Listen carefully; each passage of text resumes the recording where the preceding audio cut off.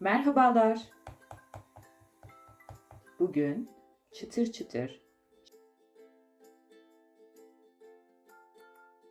şerbetini tam çekmiş. Ertesi gün bile yumuşamayan tulumba tatlısı yapıyoruz. Önce şerbet ile başlıyoruz. Tencereye 2 su bardağı şeker, 1 su bardağı su koyup ocağa alıyoruz. Tencereyi ocağın orta bekine yerleştirdim. Şeker eriyinceye kadar karıştırıyorum. Olur da şerbetiniz kristalleşirse çok az su ekleyip bir taşım daha kaynatın. 1-2 damla limon sıkıp ocaktan alın. Kaynamaya başlayınca ocağı en kısık ayara alıyorum ve bu şekilde 6 dakika kaynatıyorum. 6. dakikada limon tuzu ya da limon katıp karıştırıyorum. Bir taşım daha kaynatıp ocağı kapatıyorum. Ve şerbeti soğumaya bırakıyorum. Hamur için bir tencereye 2 çay bardağı su, 1 çorba kaşığı şeker, 1 çorba kaşığı sıvı yağ ve 1 fiske tuzu alıyorum. Üzerine kapak kapatıp kaynamasını bekliyorum. Su kaynayınca ocağı kısıyorum, 2,5 çay bardağı unu ekliyorum ve topaklanmasına fırsat vermeden hızlıca karıştırıyorum.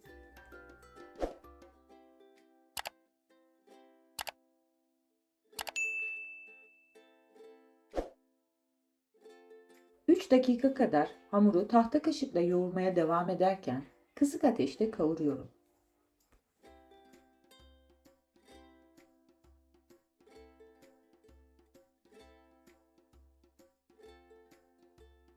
Hamuru tezgahta biraz yoğuruyorum. Siz tahta kaşıkla da yapabilirsiniz. İyice özdeşleşinceye kadar.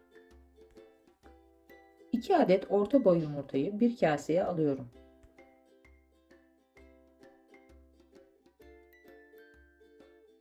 Çırpıyorum. Ve tamamen soğumuş olan hamura azar azar ekleyerek yoğuruyorum. Mutfak şefiniz varsa çok şanslısınız.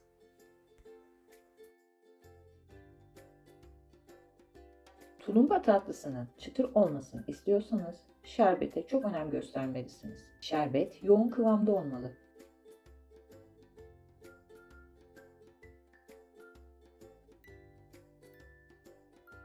Hamurum hazır olunca çift kat torbaya tulumba için uygun olan bir duy takıp hamuru torbaya dolduruyorum.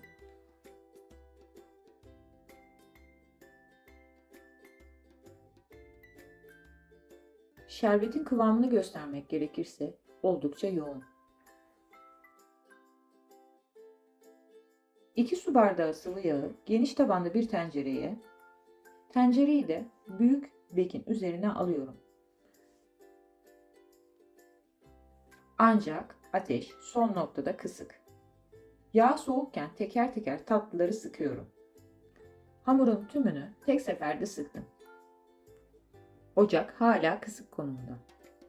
Hamurlar kızarma belirtileri gösterinceye kadar karıştırmıyorum. Çünkü birbirlerine yapışabilirler. Kızarma belirtilerini görünce artık karıştırmaya başlayabilirim. Bu esnada ocağı biraz açabilirsiniz. Kızartma işlemi biraz uzun sürüyor. Eğer sizin tencereniz daha küçükse ve tencereye ikinci kez hamur sıkma işlemi yapacaksanız yağın soğumasını beklemelisiniz. Yoksa tulumbalarınızın içi çiğ kalır.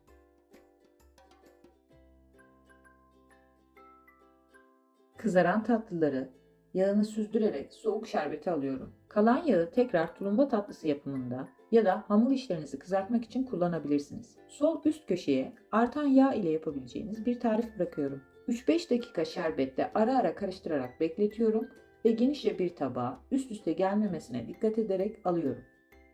Artan şerbeti de gösteriyorum. Biraz Hindistan ceviziyle servis yapıyorum. Bu ölçülerden yarım kilogram tatlı çıkıyor. Daha fazlasına ihtiyaç duyarsanız ölçüleri katlayarak hazırlayabilirsiniz. Afiyet olsun.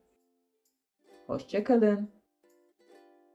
Tarifte kullandığım su bardağı ölçüsü 200 ml, çay bardağı ölçüsü 100 ml'dir.